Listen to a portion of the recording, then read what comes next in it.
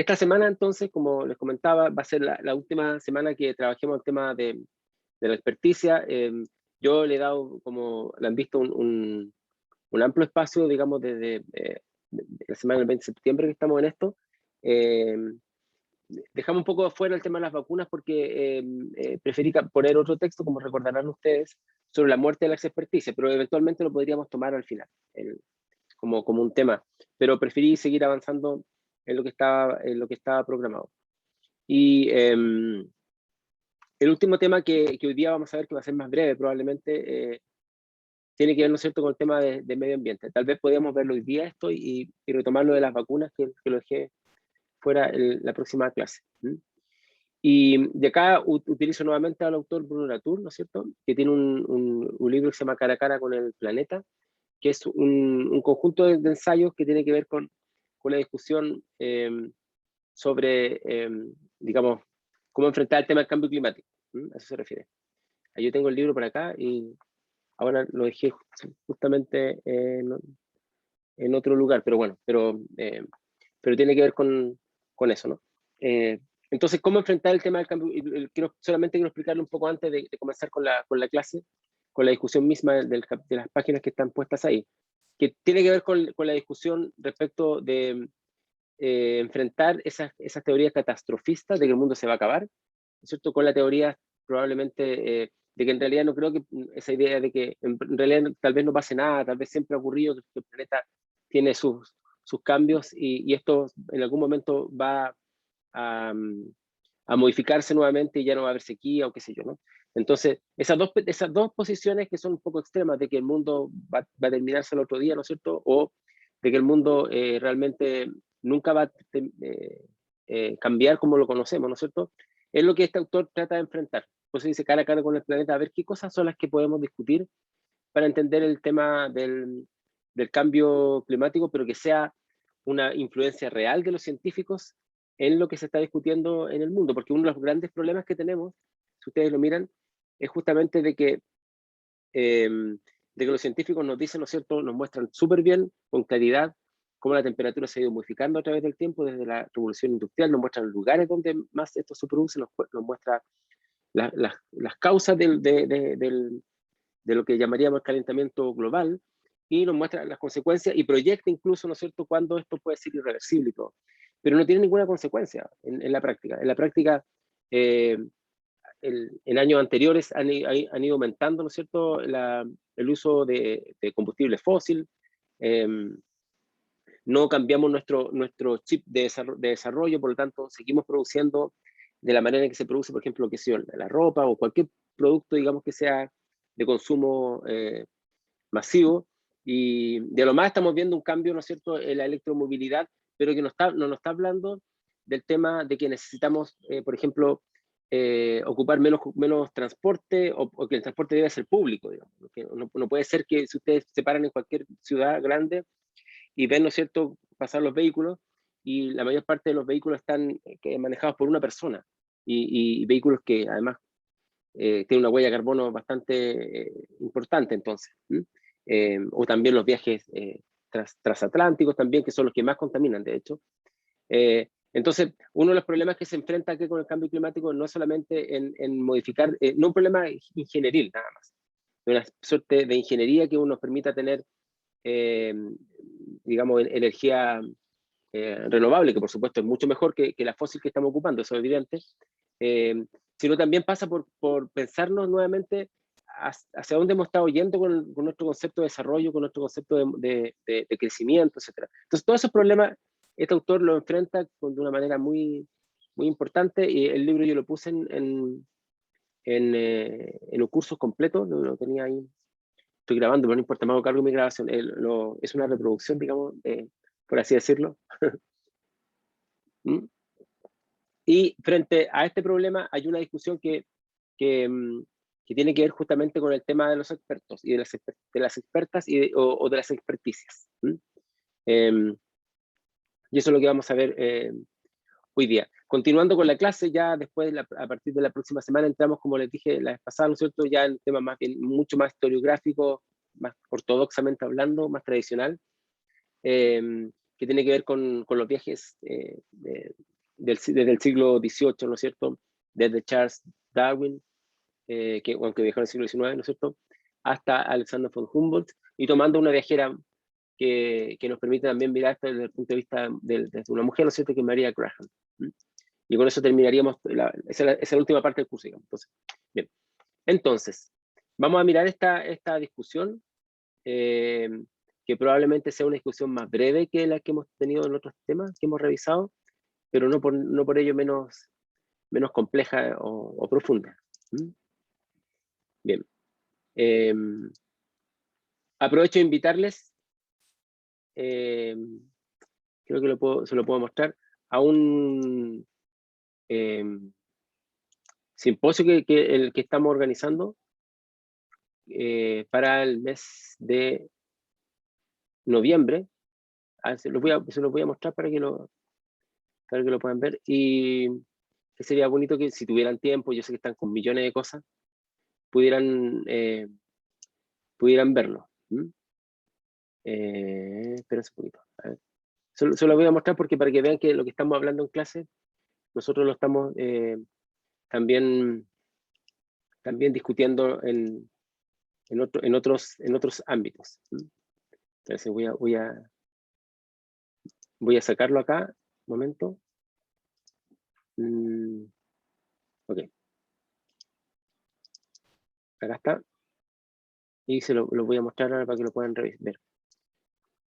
Entonces, miren, el día 24 de noviembre a las 10 horas, yo sé que ahora tienen clases probablemente, voy a participar en un ciclo virtual que se llama Perspectiva del Cambio Climático, que es organizado por el Servicio Alemán de Intercambio Académico. Y lo interesante de esto, ¿no es cierto?, es que vamos a mirar las transiciones energéticas como un diálogo entre la técnica, la ciencia y las humanidades. Y está invitado una persona del Instituto Fraunhofer, que es un ingeniero, ¿no es cierto? Bueno, yo estoy por la universidad, y otro colega que va a estar exponiendo los comentarios, haciendo los comentarios. Pero lo que yo quiero decirles es esto, ¿no? Que en la discusión que hemos estado viendo ahora en clase, ¿no es cierto?, estamos mirando este tema, y vamos a mirar este tema de los expertos y de la ciencia como un diálogo entre la técnica y las humanidades. Esa es mi perspectiva, y la perspectiva que yo quiero que ustedes vean, ¿no es cierto? Y si tienen tiempo y ganas, y pueden participar, ¿no es cierto?, podrían, yo les voy a mandar, ¿no es cierto?, el link de Zoom para que si alguien tiene ganas o interés, lo puede ir ese día, que vamos a hacer una exposición con un grupo, como dije. Bien, para que vean que lo que estamos trabajando y muestro en clases es algo que estamos también discutiendo en otras esferas. Bien, entonces tenemos conocimiento experto vinculado al tema de cambio climático. Vamos a mirar entonces qué es lo que nos dicen los expertos sobre el cambio climático, y lo que me gustaría que ustedes pensaran. Yo no sé si alguien tomó este texto para hacer el ensayo de los que están acá, porque recién lo vimos ahora. Juan está preguntando por el ensayo. ¿Por qué preguntan en qué formato si ya está todo explicado en los formatos? No entendí. No sé si te lo puedo responder al final de la clase, ¿no? Pero están todos los formatos entregados. No sé. Ah, tú dices si está en PDF o en Word. ¿Será esa la pregunta? Si esa es la pregunta, es en Word, de todas maneras. Y no en PDF, por favor.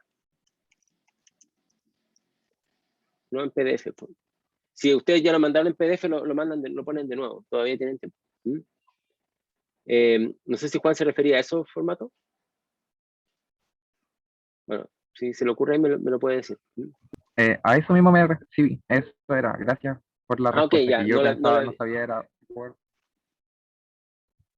Ok, no lo había PDF. puesto en ningún lugar. A ver, déjenme mirar porque... no, pues no dice. Ya, ok. Gracias por preguntar, porque así se aclara para el resto también. Bien. Entonces, lo que estamos discutiendo acá tiene que ver justamente con el tema del papel de los expertos en la sociedad. Por eso es que es importante que, si tienen tiempo, vayan a ese seminario que yo los he invitado, y las he invitado, ¿no es cierto? Porque justamente esa es la gran discusión. ¿Cómo entender esto? No solamente desde los expertos que están enclaustrados o enclaustradas en las áreas de la ciencia, sino que cómo salir de ahí. Es uno de los grandes temas que también este autor de alguna forma trata de exponer, porque en la medida en que los expertos y las expertas del área de las ingenierías, del área de las matemáticas, de las ciencias, estén enclaustrados en su ámbito, ¿no es cierto? Y le cuentan al mundo qué es lo que va a ocurrir cómo proyecta, ¿no es cierto?, el cambio climático, esa información, ese mensaje, no va a poder circular. Entonces, el tema que para que puedan tener una real incidencia, lo que ellos están y ellas están estudiando, ¿no es cierto?, hay que verlo de otra manera. No podemos seguir haciendo lo mismo porque las consecuencias ya las vemos, ¿no? Bien, entonces, lo que este autor trata de explicar, justamente lo que estoy tratando de mostrar acá, ¿no es cierto?, es que hay que mirarlo de esta perspectiva mucho más amplia. Y en este sentido, mirando la perspectiva mucho más amplia, lo que el autor nos dice que lo que estamos viviendo ahora es un gran cambio, es una profunda mutación, perdón, no solamente como una crisis ecológica, uno podría pensar que es un fenómeno más bien que tiene que ver con la naturaleza, ¿no es cierto?, sino más bien en nuestra relación como humanos con el mundo, es decir, cómo nos relacionamos nosotros con el mundo, cuál es nuestro vínculo. Y esto quiero que lo piensen porque no tiene que ver solamente con cómo explotamos la naturaleza, sino que también cómo es nuestro vínculo con la naturaleza, entre nosotros como seres humanos, pero también, ¿no es cierto?, con la naturaleza. Por eso que hay aspectos de este vínculo que antes pasaban completamente desapercibidos, o que no le veíamos la importancia, por ejemplo, como la alimentación. O sea, la alimentación genera una relación que puede llevar a una crisis también, ¿no? El hecho de que se promueva, por ejemplo, un tipo de alimentación que genera, ¿no es cierto?, un conjunto de dificultades, de desequilibrios, como por ejemplo la carne bovina, en fin, o el uso de la soya, en fin, hay varias cosas, no solamente tiene que ver esto no tiene que ver solamente con ser vegetariano o ser vegano, sino que de alguna forma muchos han encontrado como una solución o como un enfrentamiento a este problema. Bueno, tiene que ver con eso también, pero no solamente con eso, es mucho más amplio, y por eso es que yo quiero que ustedes lo piensen, y piensen justamente que para entender todos estos problemas que hemos estado hablando, por ejemplo, el cambio climático, tenemos que mirarlos desde una perspectiva más amplia. Y eso, ¿no es cierto?, tiene que ver, por ejemplo, acá, de cómo nos relacionamos como seres humanos con el mundo. Se reciben malas noticias todos los días, eso es cosa de mirar la prensa, ¿no es cierto? Pero curiosamente, este autor nos dice que ello se toma con una calma asombrosa. Dice, ¿por qué no cambiamos nuestra forma de alimentarnos, de vestirnos, nuestro hábitat de transporte, nuestras técnicas de cultivo, o sea, nuestro modo de producir frente a toda la catástrofe que está ocurriendo? Como yo digo, la forma de alimentarnos, ¿no es cierto?, es un tema, digamos. O cómo alimentamos no solamente a nosotros, como nos alimentamos nosotros, también nuestras mascotas. Yo vi un documental, ¿no es cierto?, que mostraba que se puede medir la huella de carbono y generar las mascotas, ¿no es cierto?, por ejemplo, los perros en cualquier lugar del mundo, lo que no significa no tener mascotas, ni mucho menos. Yo mismo tengo mascotas, sino que significa la manera en que nosotros nos alimentamos, ¿no es cierto? El uso de la alimentación industrial para las mascotas también está generando una huella de carbono. Entonces, nuestra forma de alimentarnos sí es un tema el cual nos debiera haber preocupado y haber generado cambios, y no lo hemos hecho. Pero también nuestra forma de vestirnos, el ocupar prendas, ¿no es cierto?, que tienen una duración tan breve, tanto por la moda como porque están construidas con una suerte de periodo de duración, ¿no es cierto?, que después se tiende a destruirse, por así decirlo. El hábitat, ¿no es cierto?, cómo es construido estas enormes ciudades, como la que vimos, por lo menos una parte que está acá, ¿no es cierto?, en Santiago, que genera enormes conflictos, por ejemplo, lo que está acá, ¿no es cierto?, el transporte. ¿Sí? En las ciudades grandes como Santiago ocurre que a una misma hora millones de personas se trasladan en la misma dirección. Y eso, ¿no es cierto?, genera grandes conflictos, una gran huella de carbono, por supuesto, y también conflictos o problemas de salud mental y otro tipo de cosas. nuestras técnicas de cultivo, es decir, lo que en conclusión, ¿no es cierto?, es cómo no hemos cambiado nuestro modo de producir frente a las malas noticias que tenemos todos los días respecto al cambio climático. Es una cosa que llama mucho la atención. Según Latour, deberíamos haber actuado desde hace por lo menos 30 años. Este libro está escrito, si no me equivoco, ¿no es cierto?, hace un par de años. A ver si lo encuentro, pero hace un par de años que está escrito. Parece que lo estoy buscando ahora. Claro. El libro fue publicado, ¿no es cierto? Yo tengo les puse a ustedes la versión en español del año 2017, pero originalmente fue publicado en 2015. O sea, igual es un libro que no tiene tanto tiempo, ¿no es cierto? Y entonces dice, por lo menos hace 30 años debimos haber actuado, pero parece que aquello que hubiera podido ser una crisis pasajera, ¿no es cierto?, hace 30 años, ¿no es cierto?, se ha transformado en una alteración de nuestra relación con el mundo. Y eso quiero que ustedes lo piensen, porque no es solamente un problema de la ecología, o sea, de hecho lo es, pero digo, no es un problema de la naturaleza, por decirlo de alguna manera, ¿no es cierto?, sino que es un problema de nuestra relación con el mundo. Eso es lo que este autor nos afirma.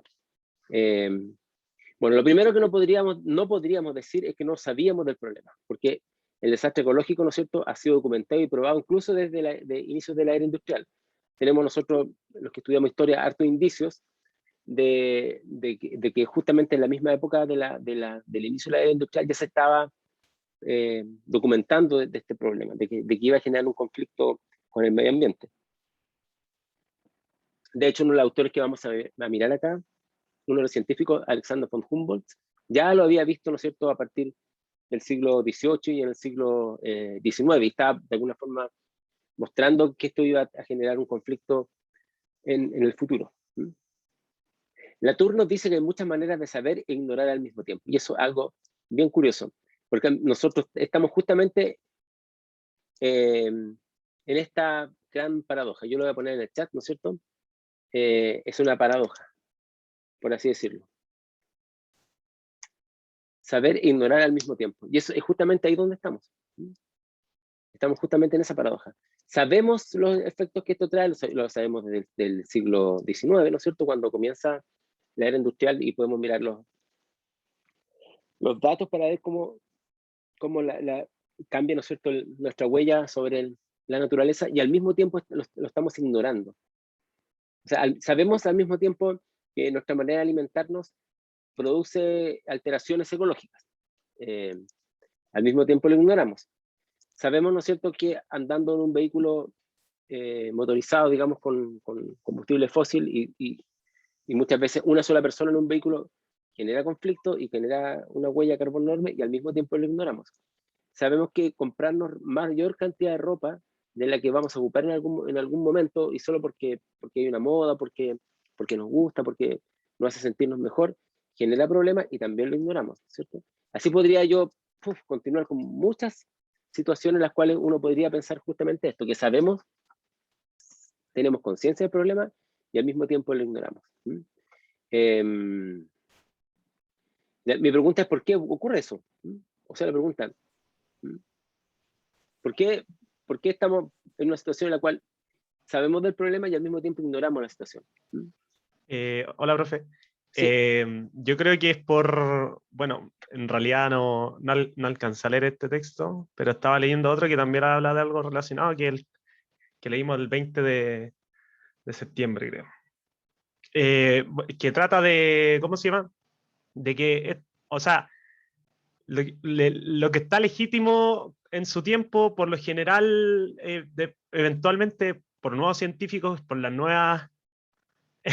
nuevos movimientos que se van generando, por lo general, son los que muestran las deficiencias, pero como no son lo suficientemente legítimos por la ciencia actual, como que se invalidan de alguna manera. Por ejemplo, creo que pasó con un estudio, que no me acuerdo cómo se llama la persona, pero un gran científico que descubrió, por ejemplo, el daño que generaba el plomo en los combustibles fósiles en los niños a nivel cognitivo. No me acuerdo cómo se llama así el personaje. Y en su momento creo que lo dijo como como hace 30, 40 años que lo venía diciendo, y creo que hace no mucho, recién se está tomando conciencia en varios países acerca de eso, acerca del daño que puede generar, por ejemplo, el plomo en los combustibles.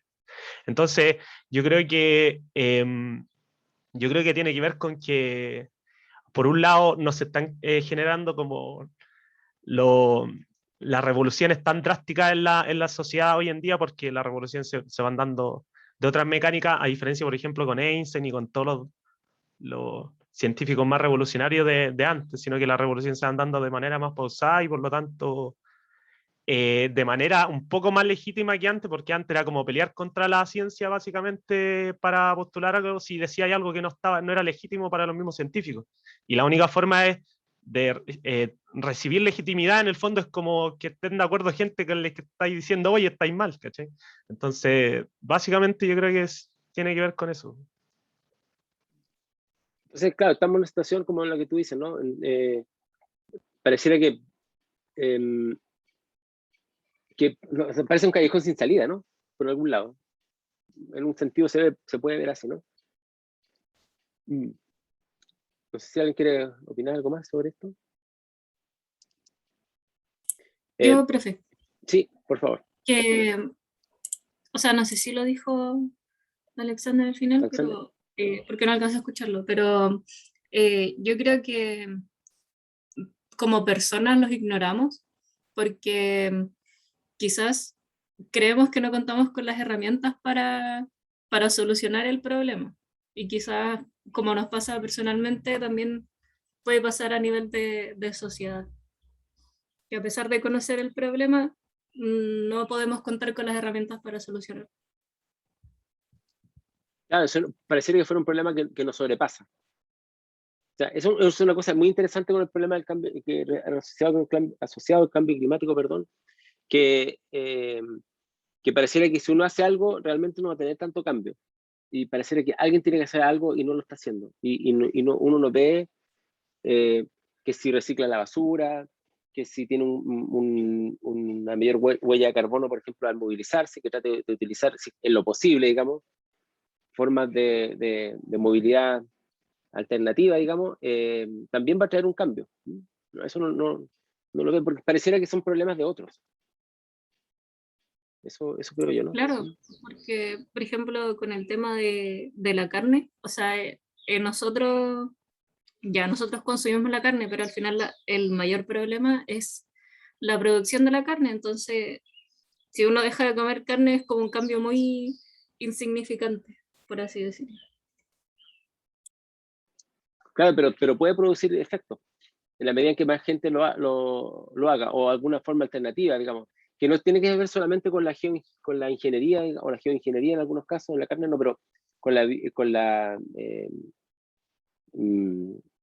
digamos, con la biotecnología, ¿no es cierto? Se están produciendo, por ejemplo, a partir de células madre, carne en laboratorio. Son carne de verdad, pero no son animales. Son células que sacan de un animal vivo, y eso evita tener, ¿no es cierto?, el gran problema que estamos teniendo ahora con los bovinos, digamos, con las vacas. O se transforma, ¿no es cierto?, en una moda, y eso sería súper bueno que la gente diga, ¿no es cierto?, que prefiere como tipo alternativo a la carne, digamos, y en la medida que más gente lo prefiere, ¿no es cierto?, se masifica. Y ustedes han visto que en los supermercados ya hay lugares donde ya aparece esto como mucho más masificado. Bueno, eso puede traer cambios, pero son cambios que pareciera que no ocurrieran porque son decisiones de uno. Entonces, ese es el gran problema. Las decisiones individuales y pequeñas sí traen cambios grandes, en la medida que más personas lo estamos haciendo. Entonces, eso es lo que no podemos hacer respecto al cambio climático. Pareciera que no tiene solución, porque la solución no la vemos de parte de nosotros mismos. Bueno, creo que eso puede ser una dificultad. Entonces, tenemos muchas... Sí, perdón. Yo le iba a decir que también es como difícil con las cosas que se tratan como de gusto, como leer o tener ropa o, no sé, zapatillas o deportes, cualquier cosa así como, ¿qué tan necesario es que tú tengas dos pelotas? Pues puedes tener solo una y si contaminarías como la mitad, pero te gusta, ¿ves? Que entendís como a tener diferentes zapatos, o tener muchos libros, así como tan necesario era ese libro. Y yo creo que eso, por ejemplo, con la ropa es como harto, pues, porque qué tan necesario es tener, no sé, 20 polerones. Puta, pero si te gusta, como que uno también ignora esas cosas. Claro, porque nuestro modelo de desarrollo está construido para el consumo. Entonces, mientras más consumamos, mejor funciona el sistema, teóricamente, y más se contamina el planeta. O sea, es como si fuera una consecuencia indirecta o no deseada del consumo, y sin embargo sí tiene una consecuencia bien directa. Pero ¿cómo salir de eso? Es súper difícil. Es como decir, no, en realidad yo con un polerón o dos me la arreglo. Pero si tú después sientes que la ropa, o sea, no hablo de ti, digamos, cualquiera, ¿no? Uno puede sentir que la ropa, por ejemplo, lo hace sentirse mejor, con mayor, ¿cómo se dice?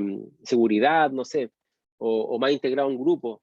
Los códigos vestimentarios ayudan a que las personas nos integremos a los grupos y nosotros usamos códigos, digamos, así como nos comunicamos a través de nuestra ropa con el resto de la sociedad. Entonces, es igual, es un problema, ¿no? Un problema respecto de nuestro modelo de desarrollo asociado a un consumo de cosas que no necesitamos realmente, pero que en el fondo sí las necesitamos porque para integrarnos socialmente son requeridas, digamos. Es una dificultad bien grande al cual que rebasa a lo que estamos viendo en este curso, digamos. Profe, lo El- último, sí, lo que estaba diciendo delante, es que, por ejemplo, Pierre Bourdieu creo que se dice, no sé cómo se dice, no pero importa, Pierre, uno de los libros, cuenta que precisamente las nuevas corrientes de pensamiento que quiebran de alguna forma las actuales y las que eventualmente se ponen en cuestionamiento son las que tienen menos capital científico para hacer generar estos cambios, po. Y como uno de los prerequisitos para hacer esos cambios o sea, se tiene que tener muchísimo capital político, científico, bla, bla, bla, que eventualmente se puede transformar uno en otro. Y la gente que sí tiene ese capital son precisamente los que establecieron la corriente de pensamiento anterior por la que se está juzgando. Y el otro dilema es que para adquirirlo, entonces esa antigua corriente de pensamiento tiene que estar de acuerdo contigo, siendo que tú estás diciendo que es algo contrario. Entonces, de verdad es como estar entre la espada y la pared. sí, es una situación bien compleja, pero lo importante es que la tratemos de entender.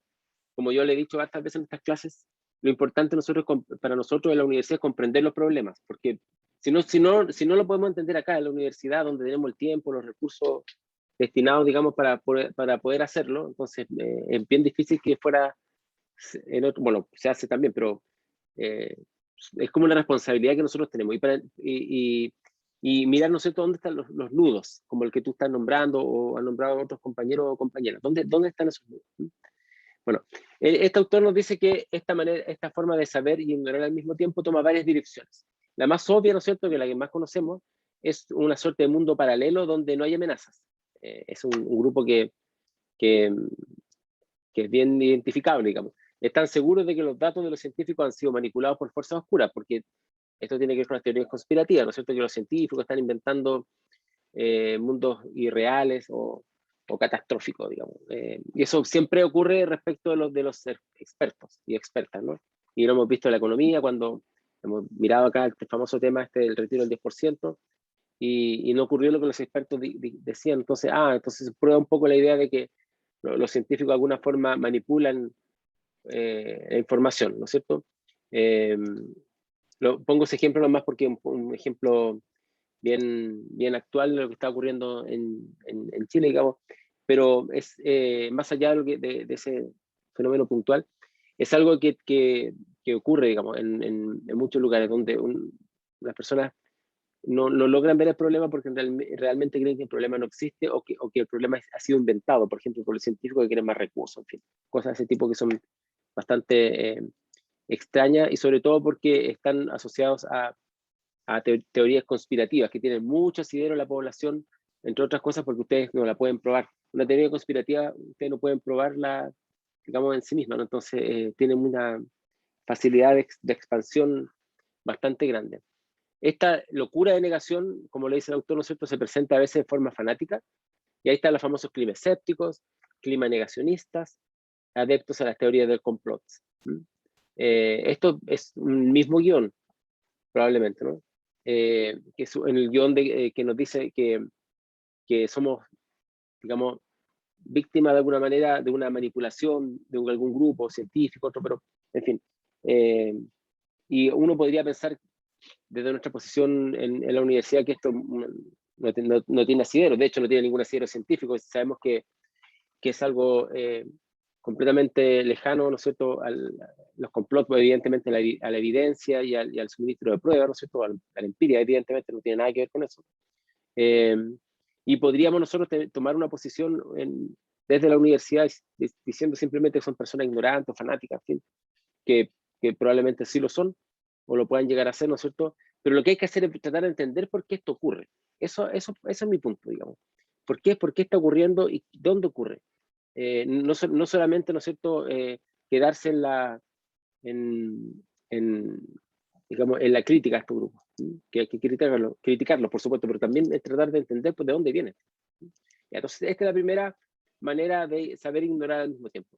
La segunda manera, ¿no es cierto?, es el clímato quietesistas, que es una palabra, digamos, que se emplea aquí, ¿no es cierto? Ese es ya veremos. El clima siempre ha cambiado, la humanidad siempre se las ha arreglado, lo importante es esperar y sobre todo no alterarse. Entonces, hay que estar quietos, y por eso es clímato quietesistas. Entonces, esta es la segunda posición. Esta posición es bien común, de personas que no están negando la ciencia, ¿no?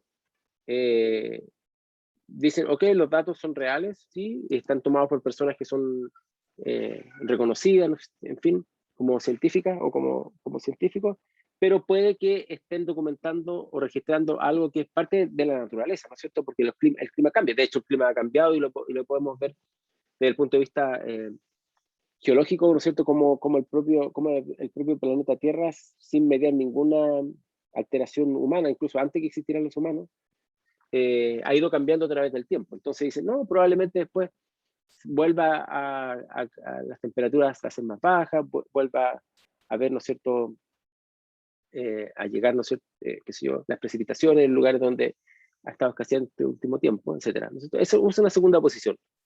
Simplemente quedarse quieto frente a los problemas que nos está trayendo, ¿no es cierto?, el cambio climático. La tercera posición es el pánico. Y eso propone un ataque de raíz a todo el sistema terrestre. Y eso es una suerte de geoingeniería, y es decir que en el fondo hay que reparar una máquina que ya no funciona, que sería el planeta Tierra.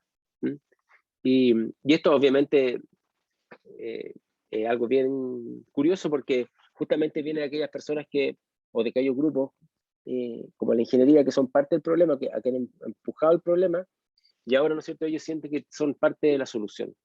Entonces, aquí hay muchísimas,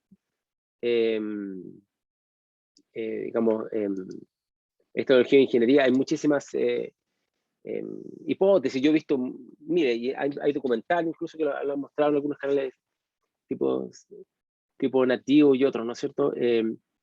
Y van desde recubrir la Tierra, ¿no es cierto?, como con una capa, ¿no es cierto?, que evite la llegada, ¿no es cierto?, de los rayos solares que puedan hacer, ¿no es cierto?, aumentar la temperatura, hasta algunas soluciones de tipo ingenieril, ¿no es cierto?, en la ciudad. En fin, hay muchas de esto. La mayoría no se han implementado, pues, realmente porque son a escala global, o sea, no dependen de un solo país.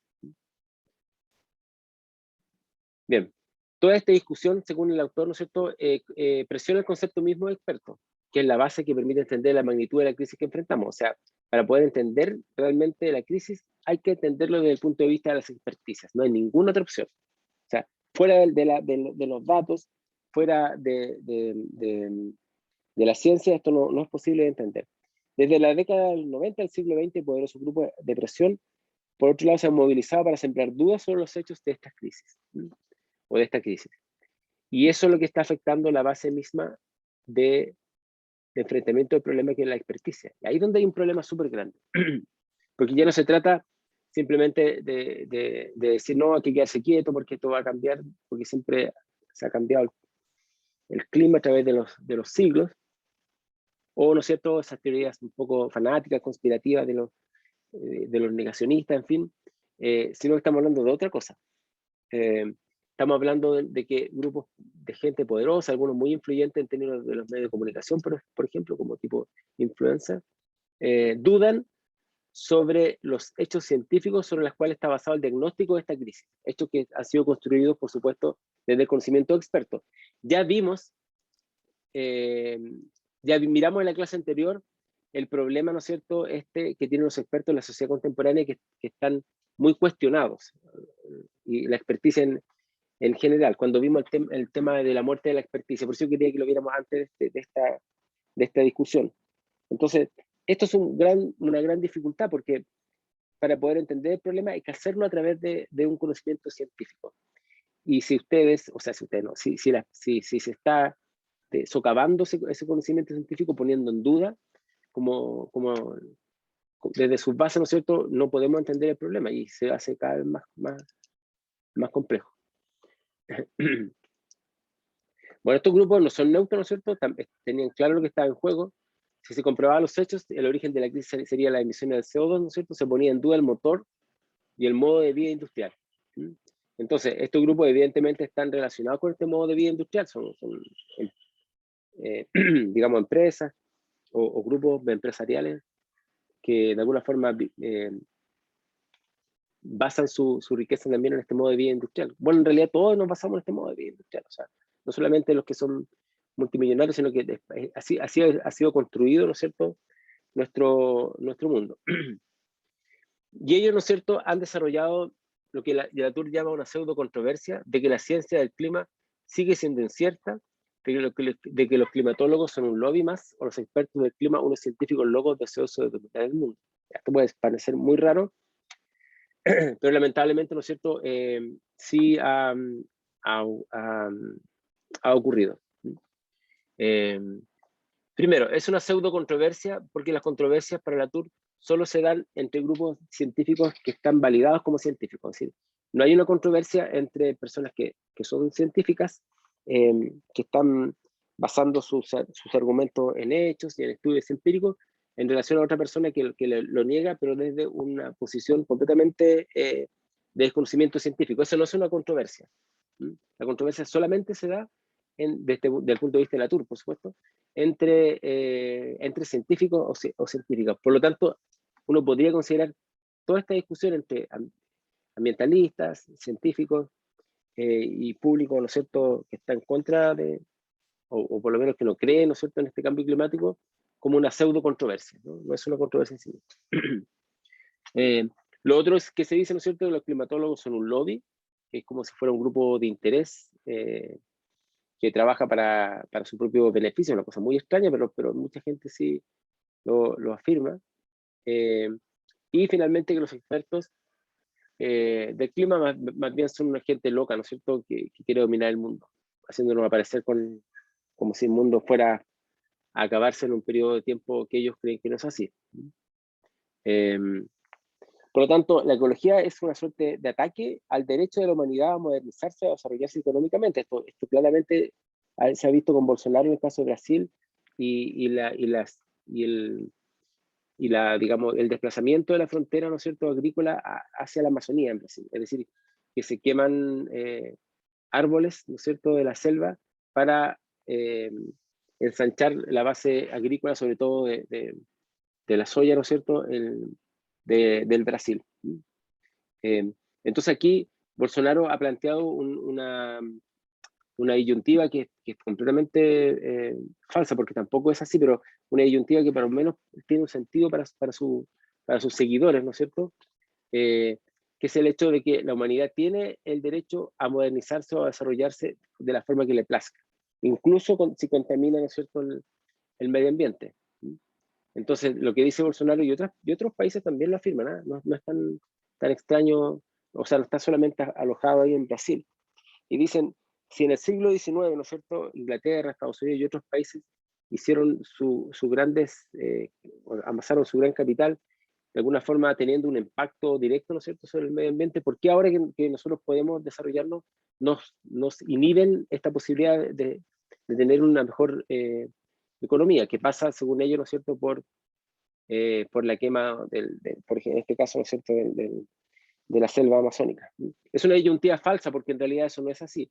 Está súper estudiado de que no hay ninguna actividad económica que a la larga sea rentable y que permita acumular riqueza, ¿no es cierto?, que contamine el medio ambiente. O sea, las únicas actividades comerciales que finalmente van a ser rentables y ya están siendo rentables son aquellas que son súper amigables con el medio ambiente. Por lo tanto, es una disyuntiva bastante, digamos, falsa.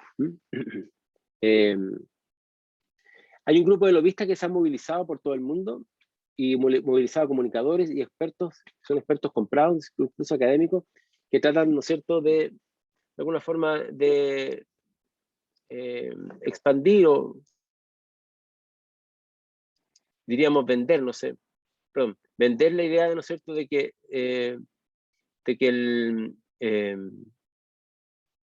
realmente no hay acá un problema con que los países que no han tenido desarrollo económico puedan explotar su naturaleza. Algunos políticos incluso se transformaron en defensores del sistema, como Bush dijo, nuestro modo de vida no es negociable, o sea, no es negociable el modo de vida, y el modo de vida pasa por lo que se ha llamado, ¿no es cierto?, la democracia fósil, por de alguna forma generar una huella en la naturaleza. Como que no hay otra forma de modernidad, y no hay otra forma de desarrollo que no sea eso, y por lo tanto eso no es negociable, como para Bush, ¿no es cierto?, como aparece acá. Entonces, los que son especialistas son vistos como exaltados, como militantes de una causa catastrofista, y sus adversarios asumen el papel de ponderados, incluso se han apropiado el término escéptico. O sea, ocupa la palabra escéptico como clima escéptico, como si realmente fuera un escepticismo, y no es un escepticismo. En términos filosóficos, no es un escepticismo. El escepticismo antepone ante un enunciado, ante un hecho, digamos, otro hecho.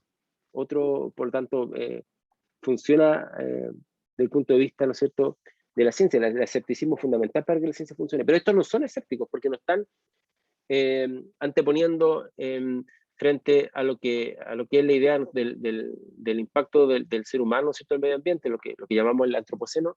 No están anteponiendo otros hechos que puedan discutirse entre sí. No, es simplemente una negación. Por lo tanto, no son más que negacionistas del tema, sin fundamento. Pero lo curioso es que los medios de comunicación y estos mismos grupos se han encargado de mostrar, o algunos medios, no todos, ¿no?, o algunos medios que están como interesados en este tema, han mostrado, ¿no es cierto?, a los ambientalistas o a los expertos que trabajan en esas perspectivas como exaltados, como militantes de una causa, como si no tuvieran, ¿no es cierto?, neutralidad frente al problema, o como una idea de que ellos son más bien catastrofistas, están mostrando un mundo que se va a destruir, pero en la práctica sabemos, piensan ellos, ¿no es cierto?, que el mundo va a continuar, como se conoce. Porque además nosotros, como parte de nuestra estructura cerebral, tenemos la idea de que las cosas como son las que debieran mantenerse. Tenemos muchas dificultades para hacer cambios, nosotros, a pesar de lo bien que lo hemos adaptado en todo sí que le creemos, ¿no es cierto?, al proceso evolutivo de Darwin. En general tenemos una tendencia muy fuerte a tomar con dificultad los cambios. Por lo tanto, si la cosa ha funcionado hasta ahora, se cree que en el futuro va a continuar sin tantas dificultades. Por lo tanto, desde ese punto de vista, ¿no es cierto?, se mira a aquellos que están diciendo que va a haber un cambio muy grande como catastrofista, como que alguien que está exagerando, digamos, para beneficio propio incluso, algo que efectivamente puede no ser tan grave, según ellos lo creen. Bien, perdón.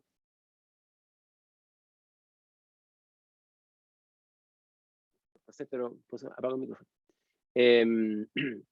Bueno, el problema es cómo enfrentamos todo esto. La autor se pregunta, ¿hay que ir a los medios de comunicación y someterse a quienes no siguen el método científico? La típica reunión entre científicos y no científicos, donde los no científicos no operan con las mismas categorías, ¿no es cierto? Por tanto, es súper difícil una discusión ahí.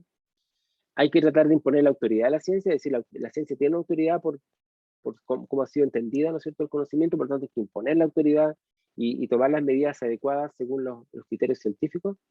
El problema es que muchas veces esta misma autoridad del científico se ha puesto en duda. Por lo tanto, ya no es tan fácil apelar solamente a la autoridad del científico. Por otro lado, hay que insistir en el tema de la catástrofe, esperar que esto va a ser totalmente como consecuencia en la destrucción del planeta, en fin. Hay que tener un cuidado con esto, ¿no es cierto?